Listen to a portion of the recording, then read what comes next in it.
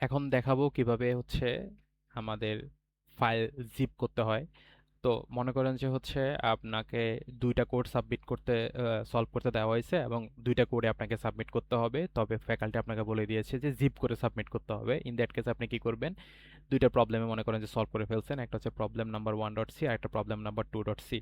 আপনি জাস্ট কি করবেন, আপনি কন্ট্রোল বাটন প্রেস করে ধরে একটাকে সিলেক্ট করে দেবেন।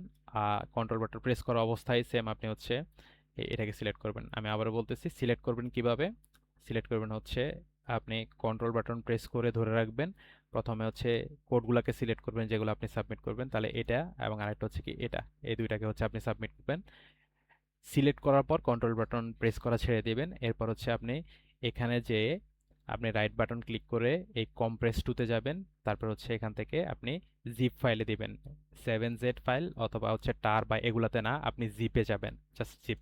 জিপে সিলেক্ট করার পরে দেখবেন যে হচ্ছে আপনার এখানে এই যে প্রবলেম নাম্বার 1.zip চলে আসছে। এখন চাইলে হচ্ছে আপনি এটাকে আপনার আইডি দিয়ে দিতে পারেন, 011 নাম দিয়ে হচ্ছে আইডি দিয়ে হচ্ছে এন্টার দিলে কিন্তু এটা জিপ হয়ে গেছে।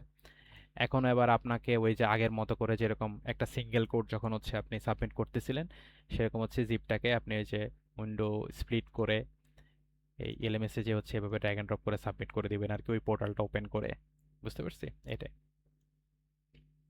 আর আনজিপ করবেন কিভাবে, আনজিপ করার জন্য হচ্ছে মনে করেন এরকম জিপ ফোল্ডারটা এখন আপনি ডাউনলোড করছেন।